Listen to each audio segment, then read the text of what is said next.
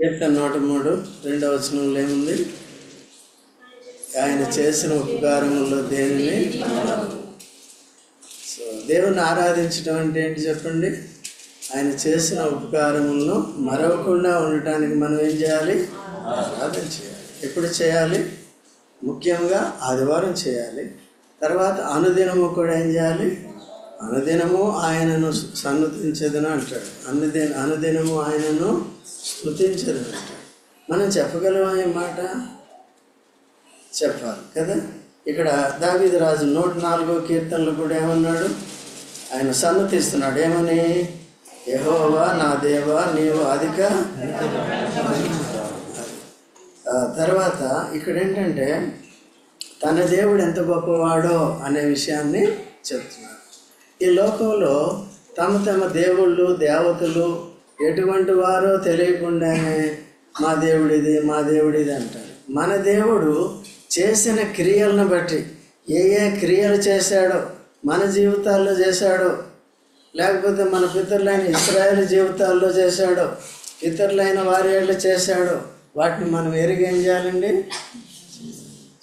మన జీవితాల్లో చేసిన దేవుడు, చేస్తున్న దేవుడు పితరుల జీవితాల్లో కూడా ఏం చేశాడు? చేశాడు కదండి. కాబట్టి అందుకనే ఆ దినాల్లో ఇశ్రాయేల్ విషయంలో దేవుడు తన అద్భుతమైన కార్యాలు చేసి వారిని విమోచించాడు అని చెప్పడానికి రుజువులు ఏమన్నా ఉన్నాయా? ఇప్పటికీ వారు ఇశ్రాయేల్ ఉన్నారా లేదా? దేశం ఉందా లేదా? వారి చరిత్ర అంతా ఏంటి? దాన్ని బట్టే ఉంది కదా. కాబట్టి అయితే వారు ఏంటంటే తప్పిపోయారు. చివరికి యేసు ప్రభువు వచ్చి వారందరినీ కూడా ఆత్మలను విమోచించాలని వచ్చినప్పుడు అన్ని జనులే కానీ అటు యూదులే కానీ అందరినీ కూడా తన సొంత రక్తం చేత విమోచించాలని వచ్చినప్పుడు యేసుని ఎరక్క నిరాకరించి తర్వాత సిలువ వేసి సంహరించారు. తిరిగి లేచి సర్వలోకానికి వెళ్ళి సర్వ సృష్టికి సువార్త చెప్పండి కదండి. నన్ను చూడండి అమ్మా. కాబట్టి అలాగా దేవుడు తన కార్యాలను చేస్తూనే వచ్చాడు సృష్టి ఆరంభం నుంచి. తిరిగి తప్పిపోయిన మానవుని సంపాదించుకోవాలని, తనకు యాజక ధర్మం చేయాలని, ఎప్పుడూ కూడా తాను చేసిన క్రియలను మనం మర్చిపోకూడదని మన జీవితాల్లో కానీ మన పితరుల జీవితాల్లో కానీ వాటిని గుర్తు చేసుకుంటూ ఎప్పుడూ కూడా ఆయనతో సంబంధ సహవాసాలు కలిగి ఉండాలని కోరుతున్నాడు. అందుకనే ఆరాధన చేయకపోవటం కూడా పాపం అన్నమాట. పాపం అంటే అర్థం ఏంటంటే నన్ను దేవుని నుంచి ఏం చేస్తుంది? దూరం చేస్తుంది. చూడండి తర్వాత 105వ కీర్తనకి రండి. 105వ కీర్తన దయచేసి 5వ వచనం చదవండి. ఆయన దాసుడైన అబ్రహాము వంశస్థులారా, సంతతి వారులారా, ఏం చేసుకోవాలంట? ఎవరు చేసుకోవాలి? అబ్రహాం వంశస్థులు. అబ్రహాం వంశస్థులు ఎవరు చెప్పండి చూద్దాం. ఇజ్రాయేలు, యూదులు, అన్ని జనులమైన. చూడండి మత్తయి సువార్త 1:1.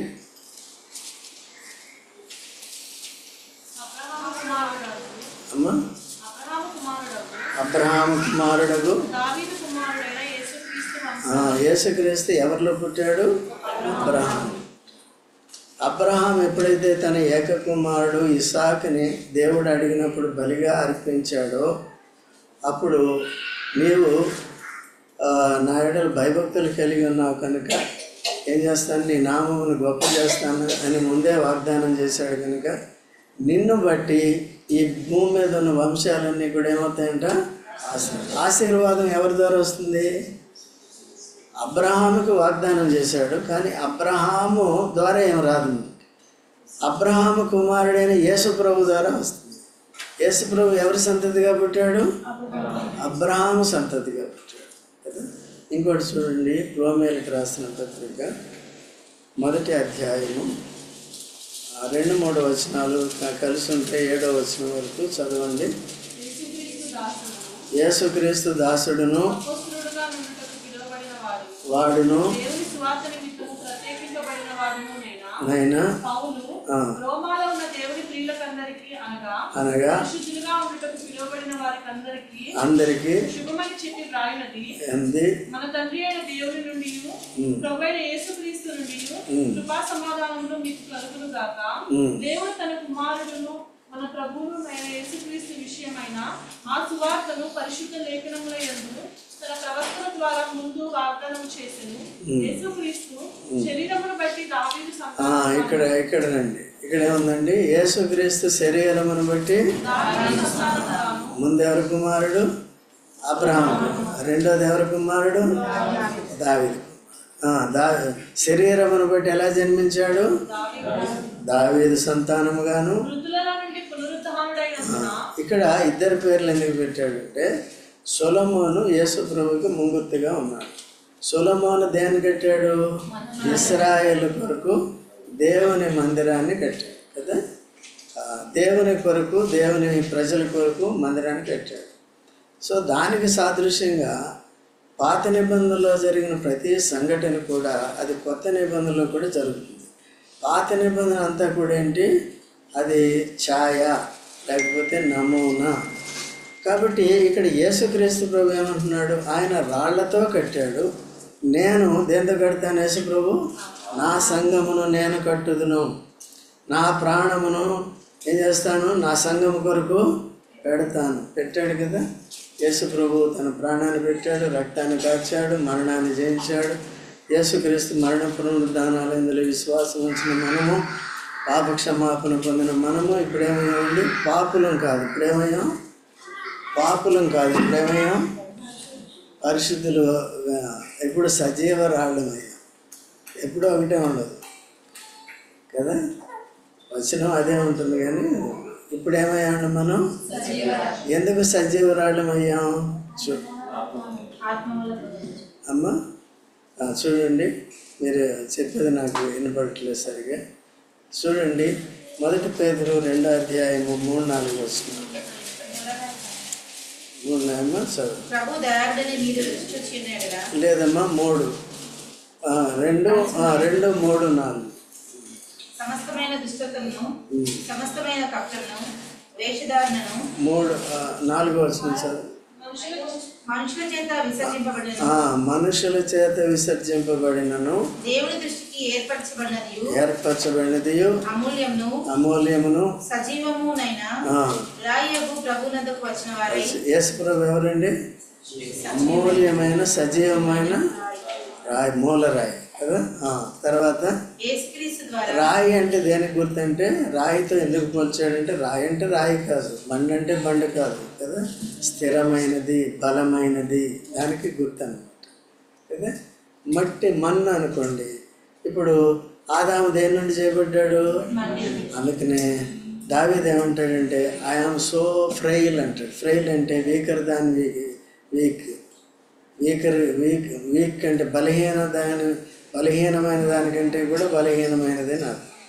ఫ్రైల్ అంటే గాజు లాంటిది అనమాట, పగిలిపోయేదన్నమాట, అంత బలహీనం. సో అటువంటి పరిస్థితులు రండి, ముందు జరిగిండే బాబు అక్కడ కూర్చోద్దు, డోర్ దగ్గర ముందు వచ్చింది.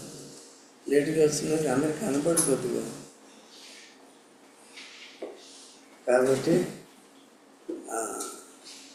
కాబట్టి రాయి దానికి గుర్తు. యేసుప్రభు ఎవరండి? ముఖ్యమైన మూల రాయి, అంటే స్థిరమైన రాయి, బలమైన రాయి. ఆ రాయి మీదకి వచ్చిన వారు ఏమవుతారు? స్థిరంగా ఉంటారు. ఆ రాయి మీద పడిన వారు ఏమవుతారు? పొడైపోతారు, నలిగిపోతారు. రాయి మీదకి రావాలి కానీ పడవద్దు అన్నమాట. ఎవరైనా రాయి మీద పడ్డామనికి ఏమవుతుంది?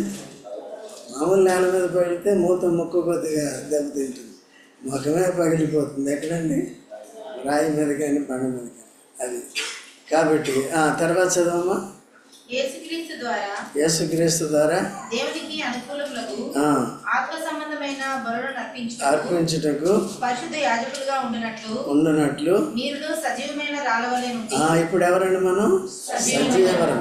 ఎప్పుడైతే ఆ రాయి దగ్గరికి వచ్చామో, యేసు ప్రభు దగ్గర రాయి దగ్గరికి, మనం కూడా సజీవమైన రాళ్ళు. ఎందుకంటే యాజక ధర్మం జరిగింది. యాజక ధర్మంలో మొదటిది ఏంటి? స్తుతించడం, ఆరాధించడం కదా.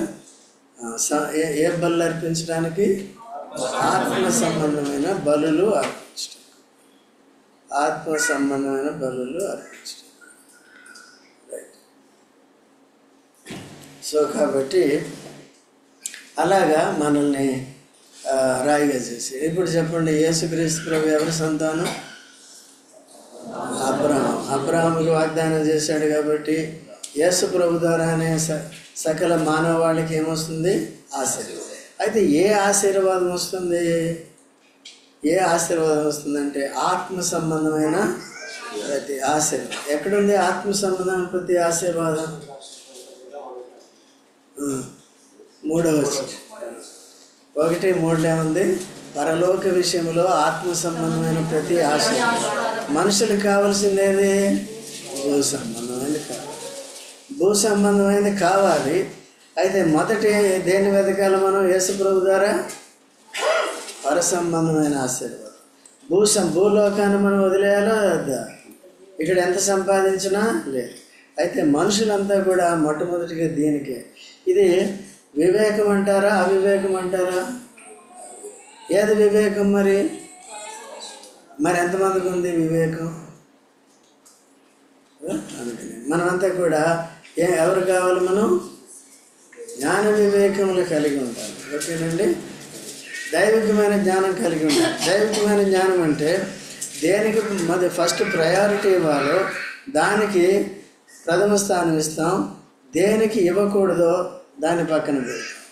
దేనికి 2వ తరగతిగా పెట్టాలో అది సెకండ్ ప్లేస్లో పెడతాం. సో కాబట్టి దయచేసి ఈ విధంగా పునరుద్ధానుడై లేచిన కారణం చేత ఏమయ్యాడు?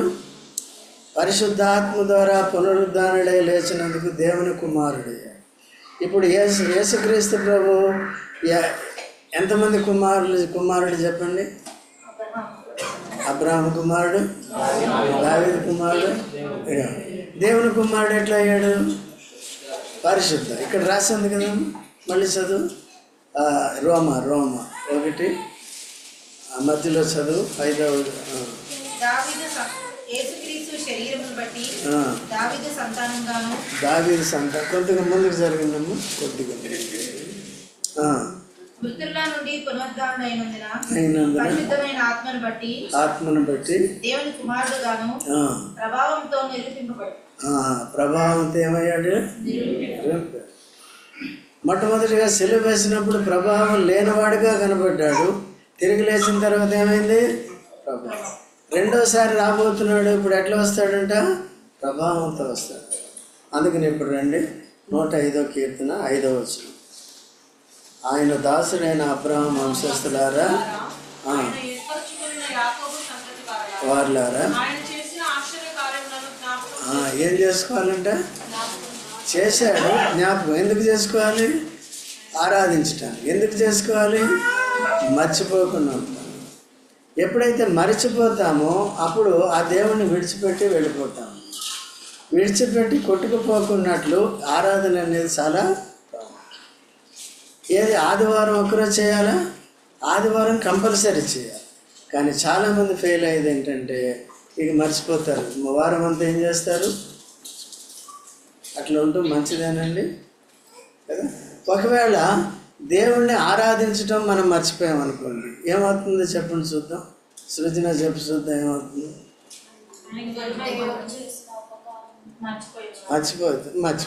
ఆయన మనల్ని మర్చిపోతాడు అంతే. నువ్వు ఆయన మర్చిపోతే, నేను ఆయన మర్చిపోతే ఎవరు మర్చిపోతారు? నేను కొంతమంది అదే అంట, నువ్వు నన్ను మర్చిపోతే నేను మర్చిపో. కొంతమంది అంటారు, అంకుల్ నువ్వు మర్చిపోయాను. నువ్వు మర్చిపోయావు, నేను మర్చిపోయాను. సింపుల్ కదా. కాబట్టి నువ్వు మర్చిపోతే మన వెళ్ళి 25 years తర్వాత నేనున్న మందిరానికి వెళ్ళాను. పెళ్ళేదో జరిగింది. అంకుల్ మమ్మల్ని మర్చిపోయాను, మీరు అందరూ మర్చిపోయారు అయ్యాను, అందుకని నేను మర్చిపోయాను. అర్థమైందండి. కాబట్టి ఎప్పుడు కూడా మర్చిపోకూడదు. ఎవరిని మర్చిపోకూడదు? ప్రస్తుతానికి మనం యేసుక్రీస్తు ప్రభు మన కొరకు చేసిన క్రియల్ని దేన్ని కూడా, అవి ఎటువంటి క్రియలు చేశాడు? ఆశ్చర్యకరమైన, ఊహాతీతమైన కదా మనకి విమోచన ఇవ్వటానికి, పరసంబంధమైన ప్రతి ఆశీర్వాదం ఇవ్వటానికి, ఈ లోకములో మనల్ని భద్రపరచడానికి, తన సేవకులుగా సేవకురాండ్రుగా చేసుకోవటానికి. సేవకురాండ్రు అంటే యాజకులు. యాజకులు ఎవరు? సేవకులు. యాజక ధర్మంలో మొట్టమొదటిది ఏంటి? ఆరాధన, దేవుని స్తుతించేది నేర్చుకోవాలి. ఇప్పుడు ఏమని స్తుతిస్తాం? ఇన్ని మాటలు ఎక్కడి నుంచి వస్తాయి అంటే నీ అనుభవం ఏంటో నువ్వు చెప్పాలి. యేసుక్రీస్తు ప్రభుని గురించిన సాక్ష్యం ఏంటో చెప్పండి చెప్తావు కదా. అట్లాగే మనం కూడా ఏం చేయాలి? నీలో ఎటువంటి కార్యం చేశాడు, రక్షించిన నాటి నుంచి ఎటువంటి క్రియలు నీలో జరిగిస్తున్నాడు, ఏ రీతిగా నిన్ను కాపాడుతున్నాడు, ఇవన్నీ కూడా నువ్వేం చేయాలి? అయితే మన బలహీనతలు ఏంటో మనం తెలుసుకుని వాటిని ఒప్పుకొని ఏం చేయాలి? విడిపించాలి. అట్లా కాబట్టి ఇంకోటి 9వ వచనం చదవండి. 105:9. ఇస్సాకుతో తాను చేసిన ప్రమాణమును నిత్యము ఆయన జ్ఞాపకం చేసుకున్నాడు. చూసారా? ఇస్సాకుతో తాను చేసిన, ఎవరంటే ఇది? దేవుడు ఇస్సాకుతో చేసిన ప్రమాణమును నిత్యము జ్ఞాపకం చేశారు. ఇశ్రాయేలు అయితే ఏం చేస్తున్నారు? తరతరాలకే మర్చిపోతున్నారు. మనం ఏం చేస్తున్నాం? ఆదివారం వచ్చేటప్పుడు గుర్తొస్తాం, కొద్దిగా వచ్చినా ఏదో వస్తాము వెళ్ళిపోతాం. వీరిని ఏమంటారంటే నామకార్థ క్రైస్తవులు అంటారు, విశ్వాసులని కూడా అంటారు. నామకార్థంగా వస్తున్నాం, అట్లా రాదు. ఏం రావాలి? హృదయపూర్వకంగా నా అంతరంగమునందున్న సమస్తమా యెహోవాను సన్నతించుము, ఆయన చేసిన ఉపకారములో పూర్ణ హృదయంతో ప్రేమించేవారే పూర్ణ హృదయంతో ఆరాధించేవారుగా ఉంటారు. కాబట్టి అది మనం నేర్చుకోవాలి. అంత డ్రై అయిపోతుంది. ఈ తరం మరీ చెడ్డ తరం అయిపోతుంది. ఒక తరం వస్తుందంటే ఏ తరం అంటే దేవుని ఎరిగిన తరం. ఎరుగమన్నట్టుగా ఉంటారు, వస్తారు, కూర్చుంటారు, ఎరగమన్నట్టుగానే ఉంటారు. ఆరాధన చేయమంటే చేయలేరు, ప్రార్థన చేయమంటే చేయరు. ఒకవేళ చేసినా పెదవులతో చేస్తారు. అనుదిన అనుభవం అనేది ఉండదండి. అట్లా లేకుండా ఉండాలి. కాబట్టి ఇక్కడ 104వ కీర్తనలో మనం చూసినప్పుడు ఆయన వ్యక్తిగతంగా నా ప్రాణమా యెహోవాను సన్నిధించమని ఆయన ఎటువంటి వాడో చెప్తున్నాడు. 3వ వచనంలో ఏం చెప్పాడు చూడండి. జలములలో వేసి ఉన్నాడు. ఇప్పుడు మీరు ఆరాధన చేయాలంటే ఒక క్లూ ఏంటంటే, ఫస్ట్ ఇటువంటి కీర్తనని, ఇది ఎన్ని వచనాలు ఉన్నాయి? 35 వచనాలు ఉన్నాయి. లేచి పొద్దున్నే దీని ప్రకారం మనం చేయాలి కదా. ఇప్పుడు చూడు, వస్త్రం వల్ల వెలుగును కప్పుకున్నాడంటే దీంతో ఏకీపిస్తామా లేదా కదా. వెలుగంటే అర్థం ఏంటి?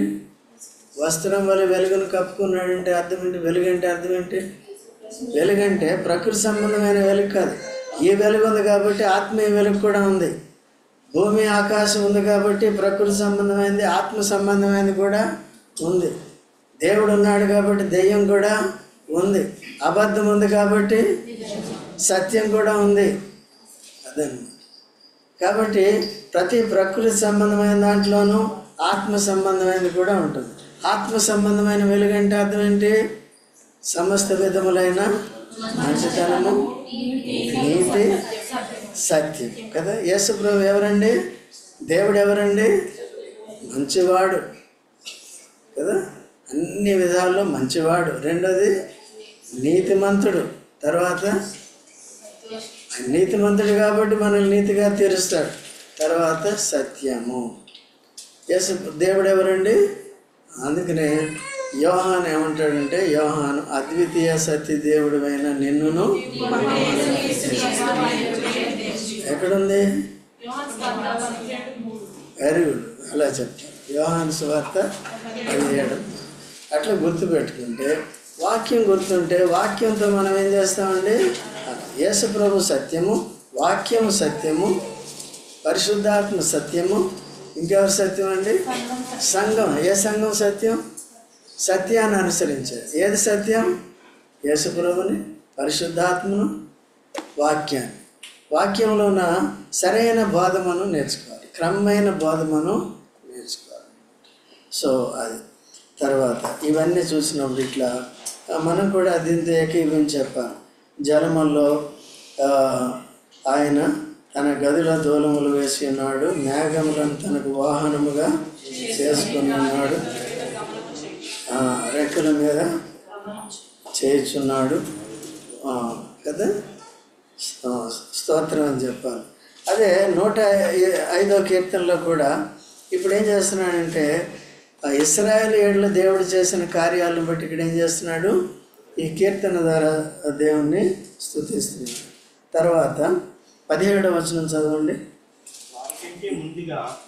వారికంటే ముందుగా పంపాను యోసేపు దాసుడిగా.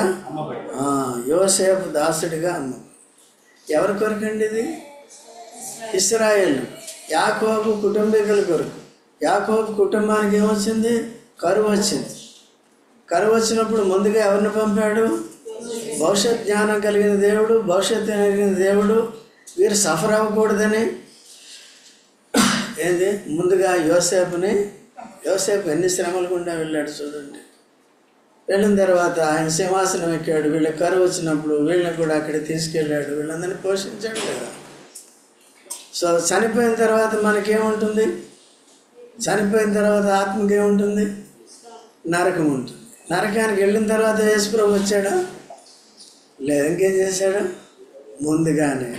ముందుగానే వచ్చి మనందరి శిక్ష సెలవులో భరించాడు.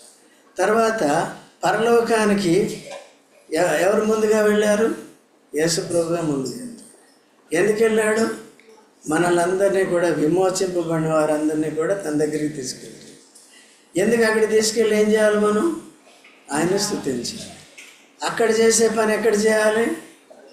ఇక్కడ చేయకపోతే అక్కడేం చేస్తాం? అది సంఘం. అర్థమైందండి? అక్కడ చేసే పని ఎక్కడ చేయాలి? అది సంఘం. ముందు ఆరాధన ఉన్నది అందుకని. సో ఆ విధంగా రావాలి. చాలామంది అట్లా ఇక్కడ ఉన్నవారు మిగిలిన వారు కూడా సమయానికి రావాలి, మంచిగా డిస్టర్బ్ చేయకుండా జాగ్రత్తగా వచ్చి ముందుగా అట్లా దేవుని ఏం చేయాలండి? గణపరిచేది నేర్చుకోవాలి కదా. ఆసక్తి లేని వారు ఏం చేస్తారంటే ఎక్కడికో వెళ్ళినట్టు వెళ్తారు కదా.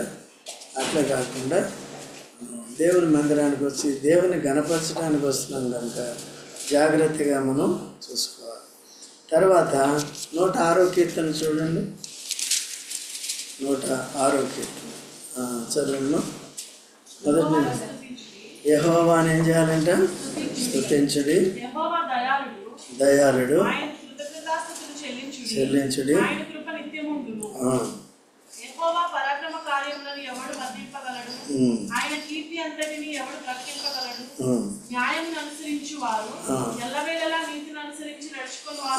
కాబట్టి దీన్ని మనం అంగీకరించిన వారమైతే యెహోవా దేవా నీవు దయాళుడు కనుక నేను స్తుతిస్తున్నాను, నీ కృప నిరంతరము ఉంటుంది కనుక నీకు స్తోత్రం.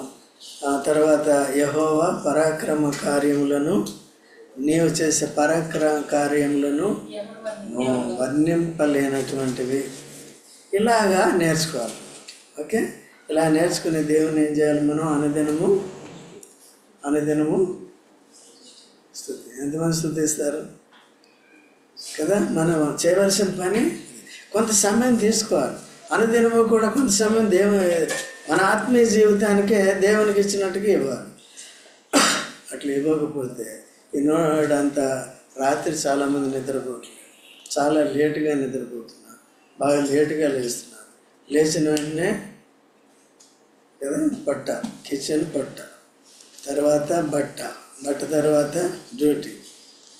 ఏమైపోతుందండి జీవితం? కాబట్టి అట్లా ఉండదు. మనం నిజమైన భక్తి కలిగిన వారుగా ఉండాలి. అందుకని లేచిన వెంటనే ఇది ఒక విధి అన్నమాట.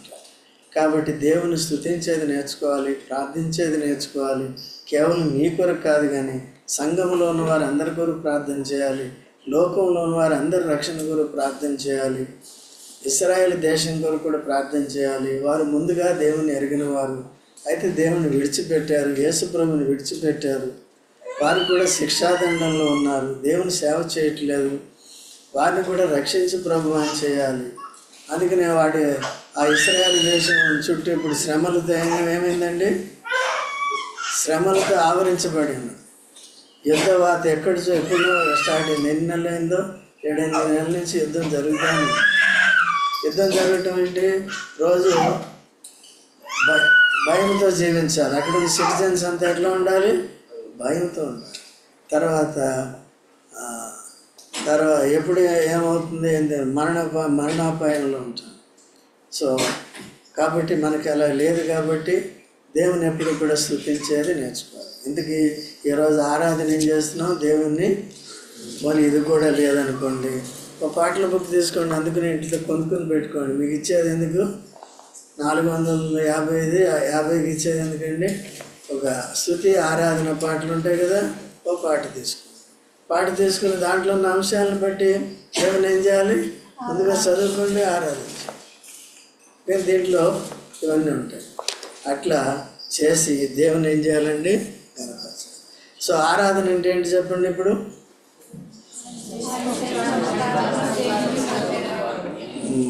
దేవుని మరవకుండా, దేవుని చేసిన కార్యాలు మరవకుండా ఆరాధన చేద్దాం.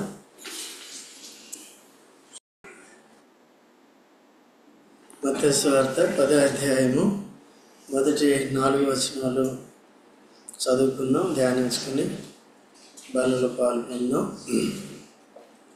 ఆయన అంటే ఎవరు, యేసుక్రీస్తు ప్రభు తన 12 శిష్యులను పిలిచాడు. ఇక్కడ యేసుక్రీస్తు ప్రభు తాను వెళ్ళిపోయిన తర్వాత తన బాధ్యత అంతా కూడా మనుషులకు అప్పగించి వెళ్ళటానికి మనుషుల్లో నుండి, బలహీనుల్లో నుండి 12 మందిని ఏర్పరచుకున్నాడు. వారిని పిలిచాడు అన్నమాట. కాబట్టి పిలిచిన వెంటనే వాళ్ళు ఏం చేశారు, లోబడి వచ్చారు. బాగానే ఉంది. సో వారికి అప్పుడు శరీరధారిగా ఉన్నప్పుడు ఆయన ఉండగానే ఏం అధికారం ఇచ్చాడు అంటే, అపవిత్ర ఆత్మలను వెళ్ళగొట్టుటకు, ప్రతి విధమైన రోగమును వ్యాధిని స్వస్థపరచుట, వారికి ఏమిచ్చాడు, అధికారం ఇచ్చాడు. బ్రతికుండగా యేసు ప్రభు శరీరధారిగా ఉండగా వారందరికీ కూడా ఈ అధికారం ఇచ్చి వారిని టెస్ట్ చేశాడు. ఈ పనిలో వారు సక్సెస్ అవ్వాలి అని అధికారం ఇచ్చి పంపించాడు. వాడి పేర్లు అంటే ఇక్కడ ఉన్నాయి. అయితే యేసుక్రీస్తు ప్రభు చనిపోయి సమాధి చేయబడి తిరిగి లేచిన తర్వాత ఏం చెప్పాడు చూడండి. మార్కు సువార్త 16:15-16. మరియు మీరు సర్వలోకానికి వెళ్ళి సువార్తను ప్రకటించుడి, శిక్ష. యేసుక్రీస్తు ప్రభు చనిపోయి సమాధి చేయబడి తిరిగి లేచిన తర్వాత వీరిని అపోస్తలు 12 మంది శిష్యులను అపోస్తలుగా చేశారు. అపోస్తలు అంటే అర్థం ఏంటి, పంపబడిన వాడు కదా, పంపబడిన వారని అర్థం. బైబిల్లో ఎంతమంది అపోస్తలు ఉన్నారు, 15 మంది ఉంటారు. ఓకే, 15 మంది అంటే పంపబడినవారు.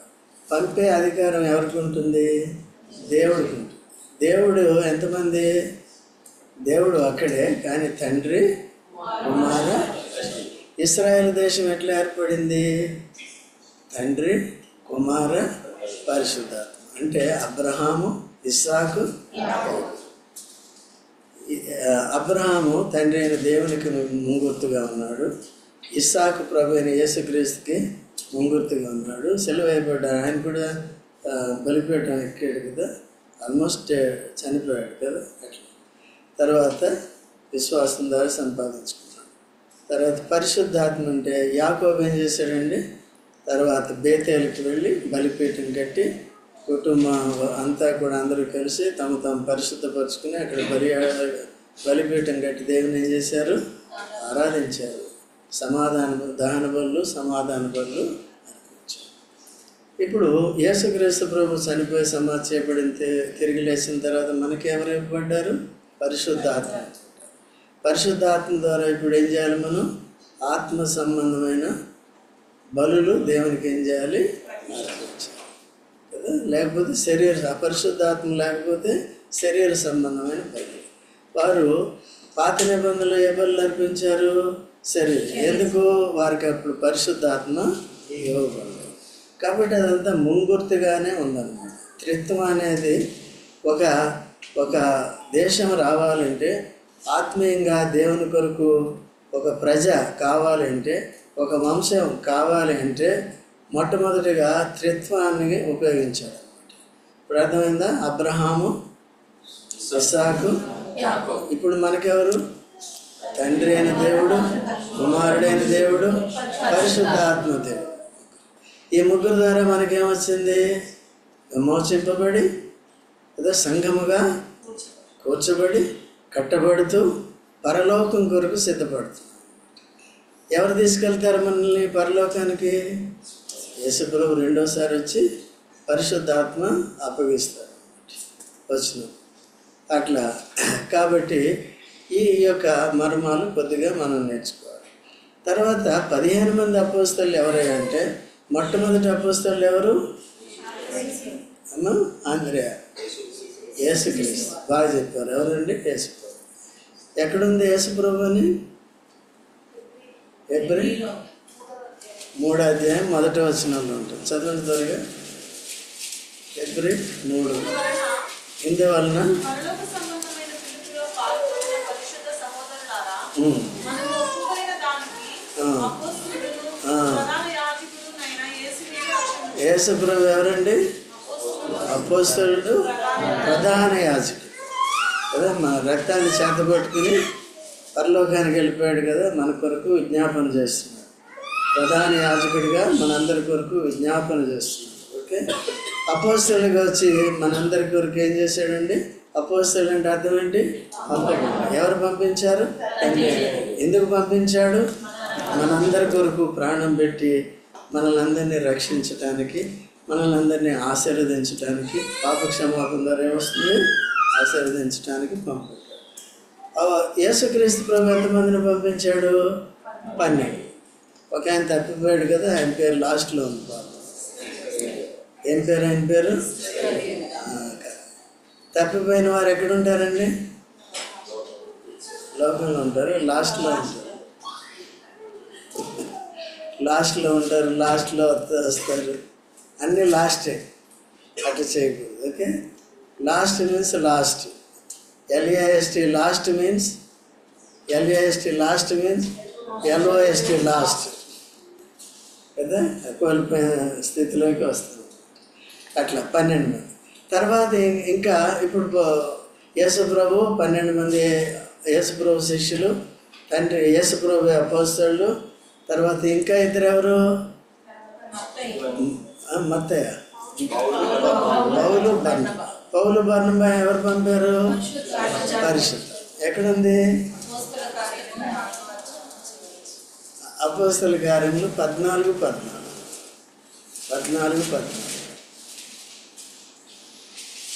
చదవండి. అపోస్తలైన బర్నబాయు, పౌలును విని. ఎవరండి అపోస్తలైన పౌలు?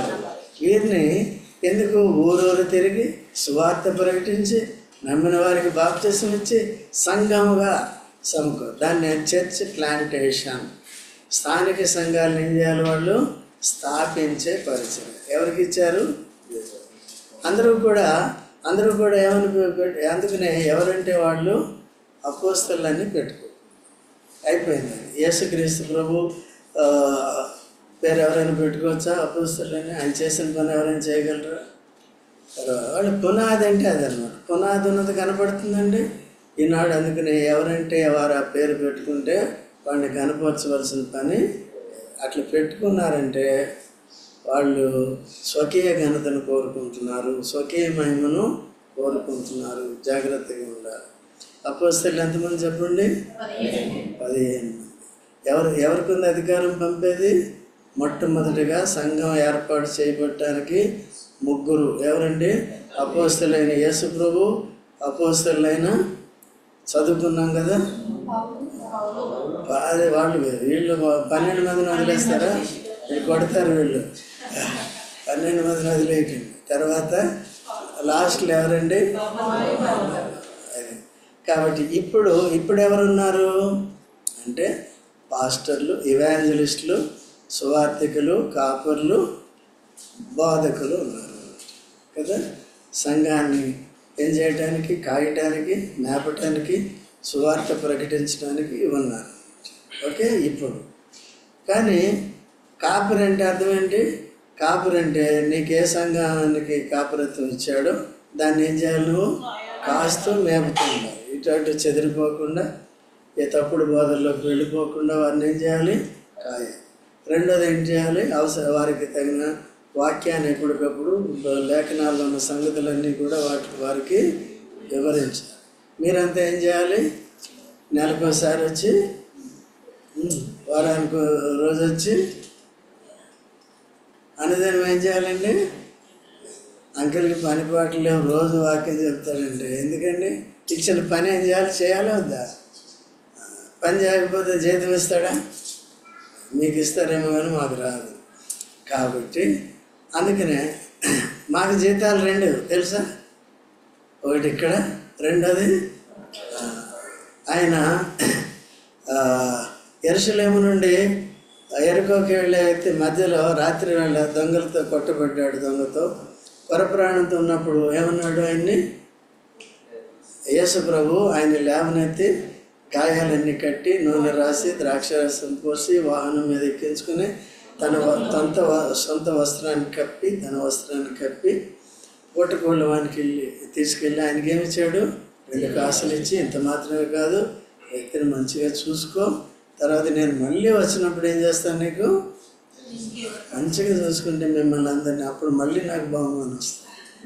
మీరు అట్లా బహుమానం పొందేటట్టుగా నేర్చుకోవాలి. లేకపోతే అందుకని మిమ్మల్ని అందరినీ ఆరాధికులుగా చేయాలి, మిమ్మల్ని అందరినీ ప్రార్థనాపరులుగా చేయాలి, మిమ్మల్ని అందరినీ సువార్థికులుగా చేయాలి, మిమ్మల్ని అందరినీ మందిరంలో, దేవుని ఎదుట, లోకంలో, ఇంటిలో ఎలాగ ప్రవర్తించాలో ఆత్మీయంగా విషయాలు నేర్పించాలి.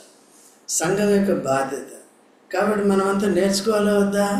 ఇది సంఘం యొక్క బాధ్యత, సామాన్యమైనది కాదు. ఇప్పుడు ఏంటంటే ఇండివిజువాలిటీ వదిలేస్తున్నారు. రండి ఆదివారం రండి, ఇక మీరు చదువుకోండి, మీరు ప్రార్థన చేసుకోండి, మీరు చేసుకోండి అని చెప్తున్నారు. అట్లా ఎవరి కంట్రోల్ ఉంటుందండి? ఇంటి దగ్గర తందనాలు ఎలా ఉంటాయి అందరికీ తెలుసా? కొన్నిళ్ళు బాగానే ఉంటాయి, అందరూ ఏం చెప్పలేం. సెల్ఫ్ డిసిప్లిన్ ఉన్నవారు, దేవుని భయం కలిగిన వారు, మారు మనసు ఫలాన్ని ఫలిస్తున్న వారు జాగ్రత్తగానే ఉంటారు. వారు మాదిరికరంగా ఉంటారు, వారు సేవ చేయటానికి కూడా యోగ్యులు. అది ఎవరికి చెప్పాలి? సరిగ్గా లేని వారికి ఏం చేయాలి? చెప్పాలి. సరే, అంతవరకు వచ్చింది. మళ్ళీ ఇటు రండి. కాబట్టి ఇక్కడ ఎంతమందిని ఏర్పరచుకున్నాడు? 12 మంది. వారి పేరు ఏంటంటే పేతురు అనబడిన సీమోను. ఫస్ట్ పేతురు అంటే అర్థం ఏంటి? రాయి. కాబట్టి సీమోను బలహీనుడు, ఇప్పుడు ఏమయ్యాడండి? రాయి. రాయి అంటే గట్టోడయ్యాడు కదా. పొట్టోడు ఏమయ్యాడు? గట్టోడయ్యాడు. ఎవడైనా ఒట్టివాడేయండి. చూడండి, గలతీయులకు రాసిన పత్రిక 6వ అధ్యాయము 3వ వచనం. ఎవడైనాను వట్టివాడేయండి. పేతురు ఎటువంటి వాడండి? వట్టివాడేయండి, గట్టివాడని చెప్పుకునేవాడు. వట్టివాడేయండి. మనం కూడా చాలామంది వట్టివారమే, చాలా గట్టివారమే, కానీ క్రియల దగ్గర కదండి అట్లా ఉన్నాం. కాబట్టి ఇప్పుడు పేతురు బలవంతుడా బలహీనుడా? సీమోనుని ఎట్లా చేశాడు దేవుడు? యాకోబుని ఎట్లా చేశాడు? యాకోబు ఇశ్రాయేలుగా ఎట్లా చేశాడు? ఇశ్రాయేలుగా తుంటి ఎరగొట్టి తన సొంత శక్తి మీద. కాళ్ళు మంచిగా ఉంటే ఆయనకి రన్నర్ అనమాట, మంచిగా పారిపోదామని చూశాడు. భార్య పిల్లల్ని అందరినీ ముందు పెట్టేసి 2 గుంపులుగా 32 అధ్యాయంలో ఉంటుంది. ఆదికాండం తినవసరం లేదు, తెలిసింది అందరికీ. ముందు పెట్టేసి ఈయన ఎక్కడున్నాడు? లాస్ట్. ఎందుకు? వాళ్ళని ఏమైనా చేశాడు అనుకో, నేనేం చేద్దాం? వచ్చి లాస్ట్లో ఇప్పుడు దేవదూత వచ్చి నిలబడితే ఆయనతో ఫైటింగ్. ఎవరితో అండి? కాబట్టి ఆ ఫైటింగ్ ఏదో అన్నతో చేయొచ్చు కదా, ఏసావుతో చేయొచ్చు కదా. ఏసావు దగ్గర ఏంటి, ఒక మనిషిని నా ప్రభువా నా దేవుడు నన్ను ఇట్లా దీవించాడు, అట్లా దీవించాడు, నేను గొప్పవాడైపోయాను అని ప్రయత్నం చేశాడు. అయితే అన్న ఏమన్నా అంగీకరించాడు దాన్ని? 400 మందిని గుదియలు తీసుకుని, కర్రలు తీసుకుని బయలుదేరాడు కోపంతో. ఈ లోపల ఇవన్నీ చేస్తున్నాడు, ఈ పన్నాగాలన్నీ. యాకోబు అంటే అర్థం ఏంటి? మోసగాడు, పన్నాగాలు పన్నేవాడు, అంటే యుక్తి ప్రదర్శించేవాడు.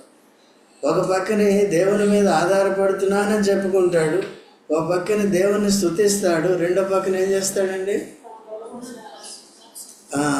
ఈ చూడండి ఎందుకు వచ్చింది కూడా 32 ఆదికాండం 10వ వచనం చదవండి.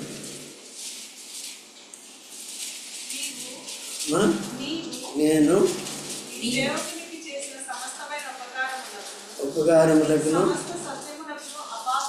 అపాత్రుడను ఎట్లనగా నా చేతి కలతో మాత్రమే ఈ రోగాలు దాటింది.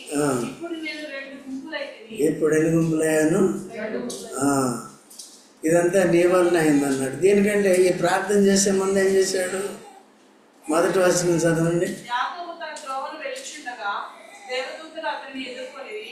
యాకోబు వారిని చూచి ఇది దేవుని సేన అని చెప్పి ఆ చోటికి మహానయీము అని పేరు పెట్టెను. యాకోబు ఎదోము దేశమున అనగా సెయీరు దేశముననున్న తన సహోదరుడైన ఏశావు నొద్దకు దూతలను తనకు ముందుగా పంపి, మీరు నా ప్రభువైన ఏశావుతో ఎవరండి? మీరు నా ప్రభువైన ఏశావుతో ఎవరండి? ఏశావు ఆయన ప్రభు. ఎందుకండి మెత్తని మాటలు చెప్పి ఆయన లొంగ తీసుకోవాలి.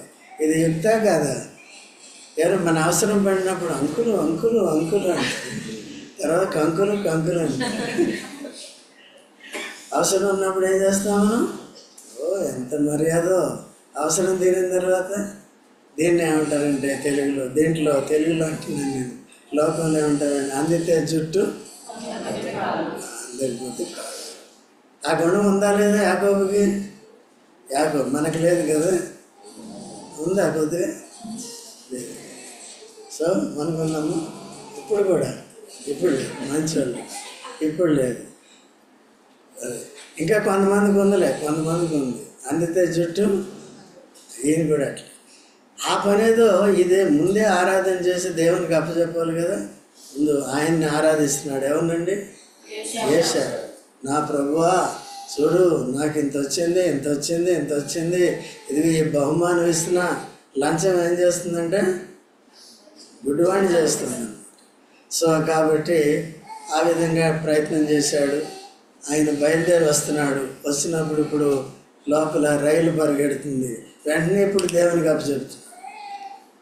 సరే, అది అయిపోయిందా?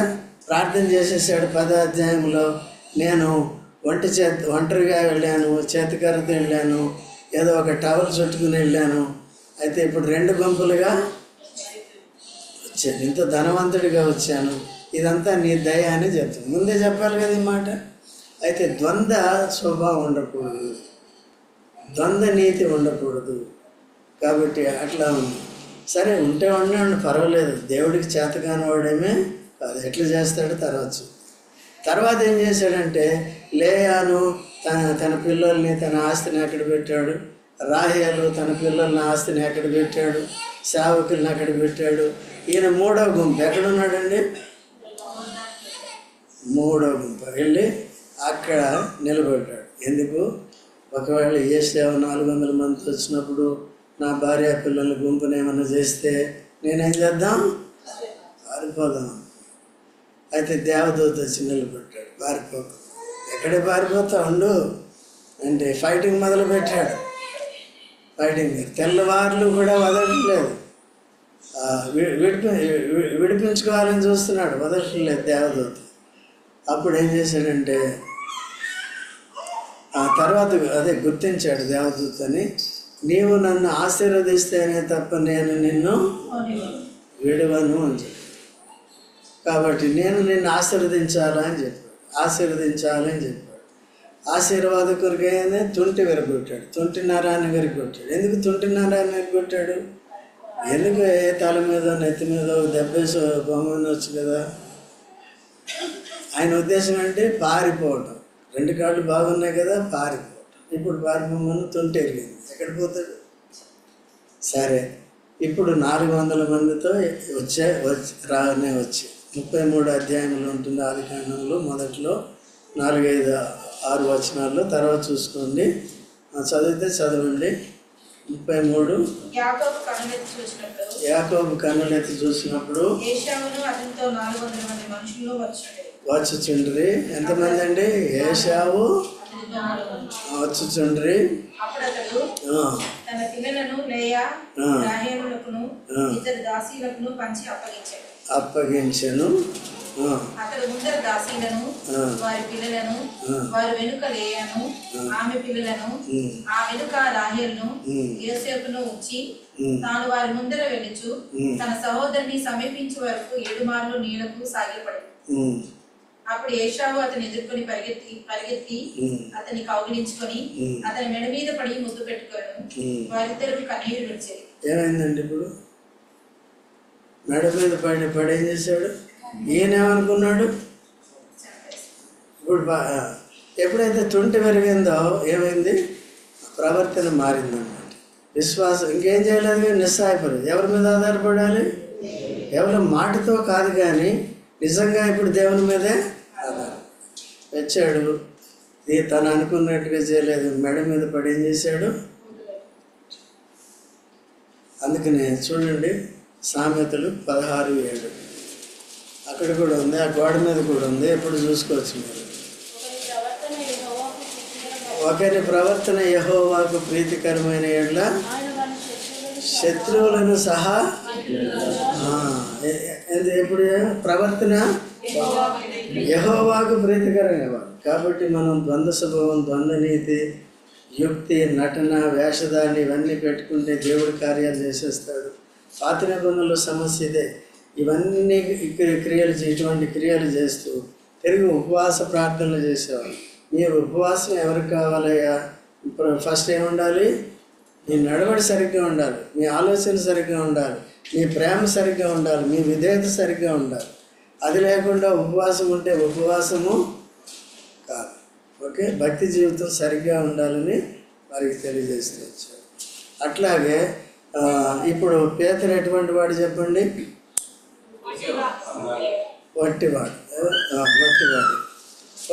వట్టివాడుగానే ఉన్నాడా? 3.5 సంవత్సరాలు వట్టివాడుగానే ఉన్నాడు. కానీ 3.5 సంవత్సరాల్లో నేను గట్టివాడిని అని చెప్పాడు. తర్వాత యేసుప్రభు చెప్తానే వచ్చాడు, నీ కొరకు నేను ప్రార్థన చేశానంటే ఎందుకు చేయాలి? నేను అంత శక్తిహీనున్నా కదా, నా కొరకు ఎందుకు ప్రార్థన చేసామంటాడు. రాత్రి కోడి ముమ్మారు కూడకు 3 సార్లు కూయక ముందు ఏమవుతావు? బొంకుతా ఉంది. బొంకాడా లేదా? ఏమైంది మరి? తర్వాత చేపలు పట్టుకోవడానికి వెళ్ళిపోయాడు కదా, దేవుడు పెట్టలేడు ఆయనకి భోజనం. రాత్రి అంతా ప్రయాసపడ్డాడు. ఎన్ని చేపలు దొరికినాయి? యోహాను సువార్త 21లో ఉంటుంది కదా, దొరకలేదు. ఎవరు పెట్టారు ఆయనకి పొద్దున్న టిఫిను? యేసుప్రభు పెట్టాడు కదా, మీరు చూసుకోండి. యేసుప్రభు పెట్టాడు. మనకెవరు పెట్టాలి భోజనం? నాకు ఉద్యోగం ఉందండి, ఉద్యోగం ఉన్న ఏమవుతుంది? చేయటానికి, రోజు వెళ్ళటానికి ఆరోగ్యం ఉండాలి, మధ్యలో యాక్సిడెంట్లు కాకుండా ఉండాలి, తర్వాత ఆఫీసర్ మీ మీద కోపడకుండా ఉండాలి, టెన్షన్ లేకుండా ఉండాలి కదా, ఇవన్నీ. తర్వాత మనీ, ధనము సమస్త కీడులకు. శాలరీ వచ్చిన తర్వాత దాన్ని జాగ్రత్తగా వినియోగించాలి. లేకపోతే నాకు ఇంత శాలరీ వస్తుంది కాబట్టి నేను ఇట్లా చేస్తా అట్లా చేస్తా అంటే ఏమవుతుందండి? అప్పుల భారం ఎక్కువైపోతుంది కదా. అందరికీ జాగ్రత్తగా ఉండాలి. మనం మించిన తలభారం పెట్టుకోకూడదు. అది చూస్తే ఈ రోజుల్లో ఏమొచ్చింది? ఈఎంఐ వచ్చింది. ఈ రోజుల్లో ఏమొచ్చింది? క్రెడిట్ కార్డు వచ్చింది. ఎన్ని క్రెడిట్ కార్డులు? 1 2?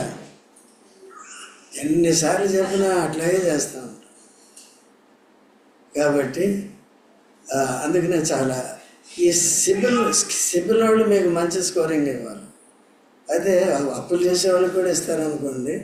అయితే అట్లా మంచి స్కోరింగ్ అంటే అసలు దాన్ని ఏమైంది వాడకుండా ఉండి స్కోరింగ్ తీసుకోవాలి. ఓకే, అట్లా చేసుకో. ఏదో అత్యవసర పరిస్థితి ఉంటుంది కానీ మన మించిన దానికి పోకూడదు. ధనము సమస్త కీడులకు మూలం. అక్కడ ధనం ఉన్న దగ్గర సాతాను పనిచేస్తూ ఉంటాడు. అందుకనే ధనాన్ని ఎప్పుడు కూడా మన ఆధీనంలో పెట్టుకోవాలి, కానీ మనము ధనం యొక్క మనీ ఆధీనంలోనికి వెళ్ళిపోదు. సో మనీ మనల్ని శాసిస్తుంది, మనల్ని కంట్రోల్ చేస్తుందంటే స్పిరిచువల్ లైఫ్ స్టెబిలైజ్ అవ్వటం చాలా కష్టం. ఆత్మీయ జీవితం గట్టిపడటం చాలా కష్టం. ఓకే, ఇప్పుడు ఇటువంటి పేతురు ఏమయ్యాడు చూడండి. ఇప్పుడు ఇటువంటి పేతురు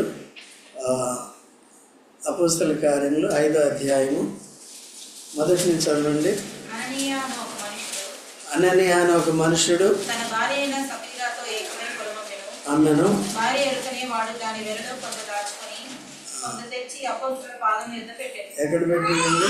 అపోస్తలుల పాదం. ఇప్పుడు పాదముల దగ్గరికి రావటం అంటే ఏంటండి? డబ్బు తీసుకొచ్చి నెత్తి మీద పెట్టలేదు. ఎక్కడ పెట్టారు అంటే వారి స్వాధీనంలో పెట్టారు. ఓకే, ఇది మీకు శాలరీ వస్తే ఎక్కడ ఉండాలి? పాదాలు ఉంటే దగ్గర కాళ్ళు తొక్కేమని కాదు, గవర్నమెంట్ పట్టుకుని కేసు పెడతారు.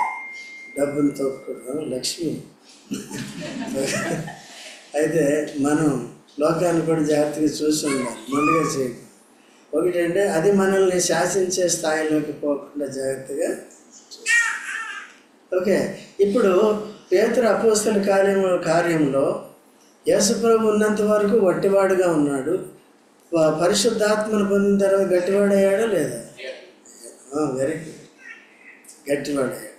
ఓకే, ఎట్లా గట్టివాడు చెప్పు?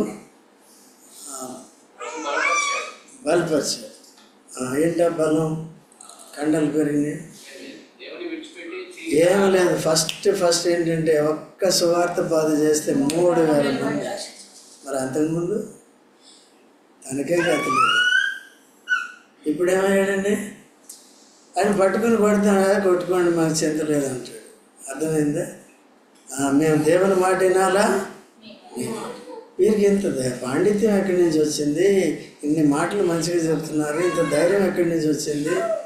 వీళ్ళు విద్య లేని పామర్లు కదా అంటాడు. అర్థమైందండి? ఇప్పుడు పేతురు వట్టివాడు, గట్టివాడు. మనం కూడా పిలువబడ్డాం. మనం కూడా ఎలా ఉండాలి? గట్టిపడాలి. మనం కూడా గట్టిపడాలి. ఏం చేయాలి మనం? చూడండి ఇంకొక మాట. హెబ్రీయులకు రాసిన పత్రిక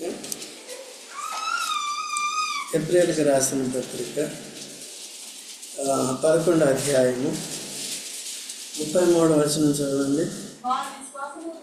వారి విశ్వాసము ద్వారా రాజ్యములను జయించరి, నీతి కార్యములు జరిగించరి, పొందిరి, మూసిరి, చల్లార్చరి, తప్పించుకొనిరి. ఏమండి? బలహీనులుగా ఉండి మనం ఎవరు?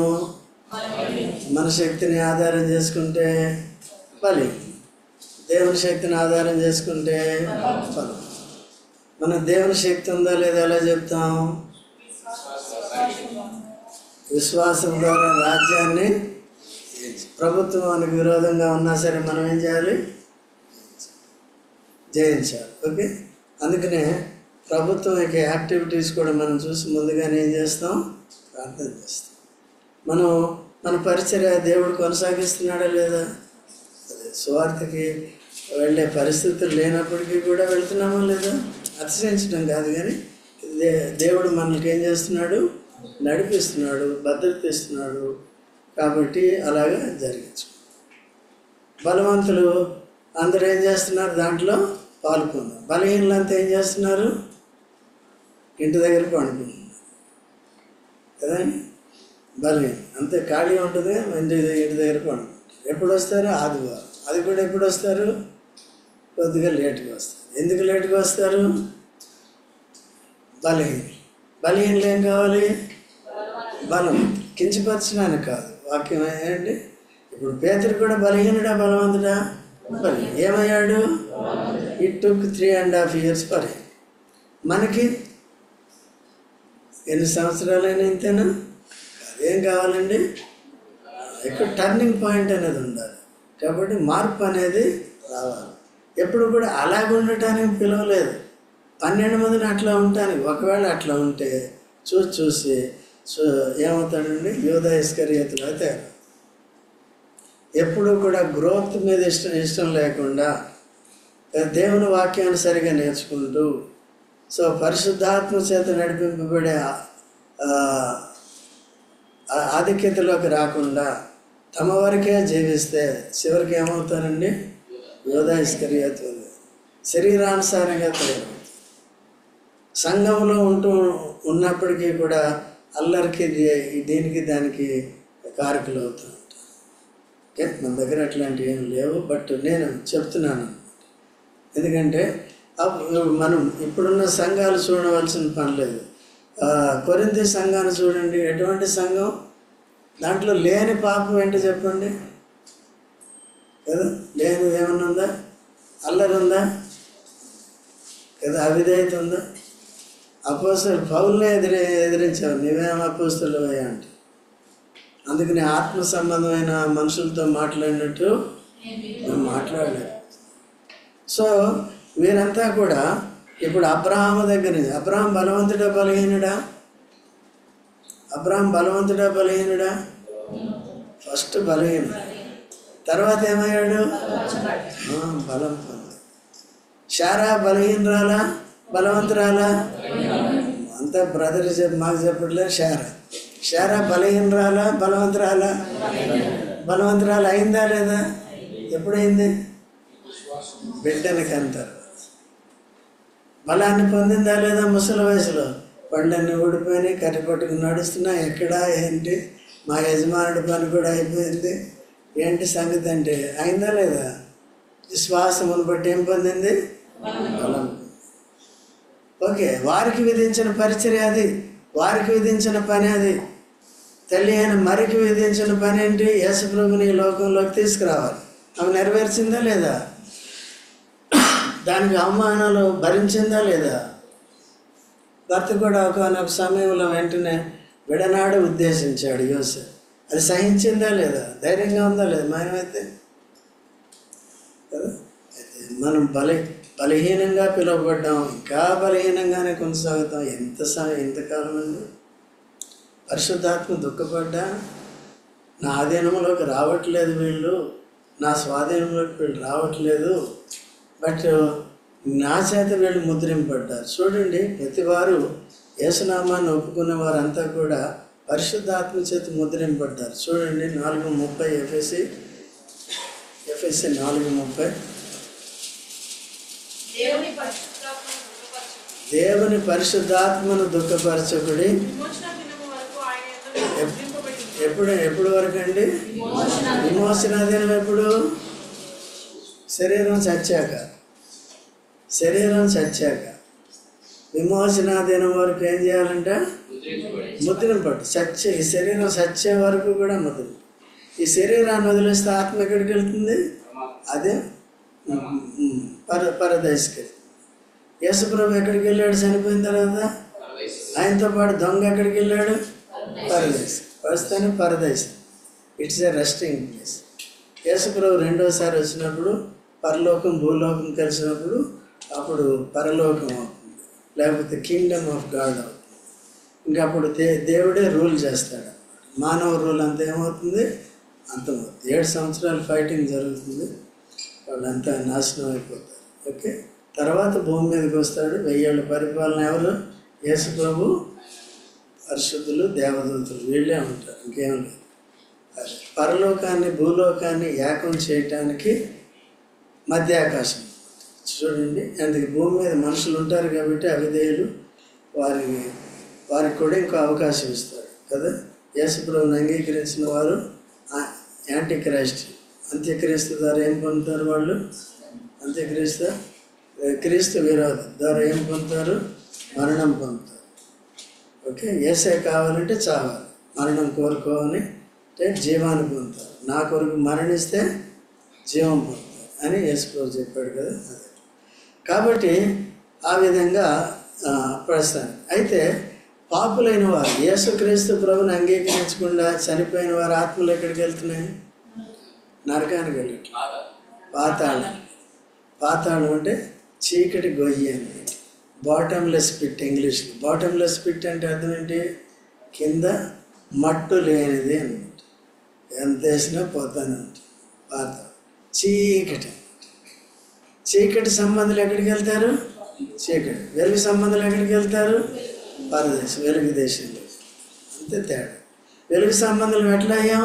అందుకు చీకటి సంబంధం. యేసు ప్రభుని అంగే. యేసు ప్రభు ఏమన్నాడు? నేను లోకమునకు ఏం వెలుగది? ఒకటి మంచితనము, ఇంకోటి ఏంటంటే జీవానికి కూడా గుర్తుగా ఉంది. యోహాను సువార్త 1వ అధ్యాయంలో ఉంటుంది. చూడండి, మాట చెప్పి ముగించుకుందాం. యోహాను సువార్త 1వ అధ్యాయము 3-4 వచనాల్లో 5వ వచనాలు చూడండి. ఆ వెలుగు కానీ ఉండను మనుషుడు. 5వ వచనం. ఆయనలో జీవముండెను. ఎన్నో వచనం ఉన్నది? 4వ వచనం. ఆయనలో జీవముండెను, మనుషులకు వెలుగై కదా. మనలో ఉన్న జీవము చీకటి, యేసు ప్రభు జీవము అది నిత్య జీవం. అది వెలుగు, నిత్యమైన వెలుగు రాజ్యంలోనికి తీసుకెళ్ళి. ఓకే, కాబట్టి ఆ విధంగా బలహీనంగానే ఉండాలి. ఎప్పుడు కూడా ఏం కావాలి? విజయం, బలవంతుడు కదా. కొందరు చేయగలుగుతున్నారు, ప్రతిరోజు చేయగలుగుతున్నారు ఆత్మీయ యాజక ధర్మం. మిగిలిన వాళ్ళు ఎందుకు చేయలేకపోతున్నారు? చెప్పు సుజాత. బలహీన దేవుని బిడ్డే కానీ ఎవరు? మిగిలిన వాళ్ళు ఏం సాధన చేస్తున్నారు, కొంత వదులుకుంటున్నారు. శరీర సుఖం కానీ, లేకపోతే ఫ్యామిలీ కానీ, ఇది కానీ, అది కానీ, ఉద్యోగం కానీ, రాబడి కానీ వదులుకుంటున్నారు. ఎందుకు? ఆత్మీయంగా బలవంతులు కావాలి. ఎంతవరకు పసిపిల్లలుగా ఉంటాం మనం? వీళ్ళు ఏం చేశారు? ఇందాక చదువుకున్న హెబ్రీలో చదువుకున్నప్పుడు ఏం చేశారండి? బలహీనలుగా ఉండి బలపరచడం అంటే అర్థం ఏంటి? జయించారు. ఇప్పుడు దానియేలు సింహపోన్లు వేస్తే ఏమైంది?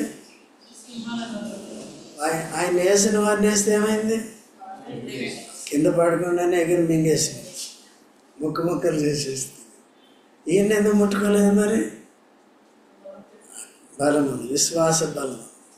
ముట్టుకుంటే దేవుని ఆజ్ఞ లేకపోతే ఏది ముట్టుకోలేదు కదా. యోనాను మింగేది చేప. ఏమైనా కరిగిపోయాడా? అరిగిపోయాడా? బయటికి ఎట్లా వచ్చాడు? ఎక్కడి నుంచి వెళ్ళాడు? మళ్ళీ అక్కడి నుంచి వచ్చాడు, కానీ వెనక నుంచి రాదు. అర్థమైందా? వెనక నుంచి వస్తే ఏమవుతుంది? బ్యాక్ డోర్ వస్తే ఎందుకు పనికిరాడు. కాబట్టి ఫ్రంట్ డోర్ నుంచి వెళ్ళాడు, ఫ్రంట్ డోర్ నుంచి వచ్చాడు. ఎవరు ఆపారు అట్లా? అవిధేయుడిని విధేయుడిగా చేసి బలవంతుడు. ఎంత బలహీనుడు! అలుగుతాడు ఆయన, దేవుని మీద అలుగుతాడు. చెప్పింది చేస్తే అయిపోతుంది, కానీ స్వబుద్ధి ఎందుకు? ఆ ప్రజలంటే నీకు ద్వేషం ఎందుకు? కాబట్టి మనకు కూడా అదే పెట్టాడు అన్నమాట. సర్వలోకానికి అందరి మనుషులకి ఏం చెప్పాలి? కాబట్టి ఈ మాటలు మనం గుర్తుపెట్టుకుని బలపడుతున్నామో, బలహీనంగా ఉంటున్నామో, ఒకవేళ తప్పులు ఒప్పుకొని సరి చేసుకుని ఇక్కడి నుంచి ఒక తీర్మానం చేసుకుందాం. అలాగా మన దేవుడు సిద్ధపరిచేలాగా పేతును బలపరిచినట్టుగా మనల్ని కూడా బలపరిచేటట్టుగా మనం ప్రార్థన చేసుకుందాం, పరీక్షించుకుందాం.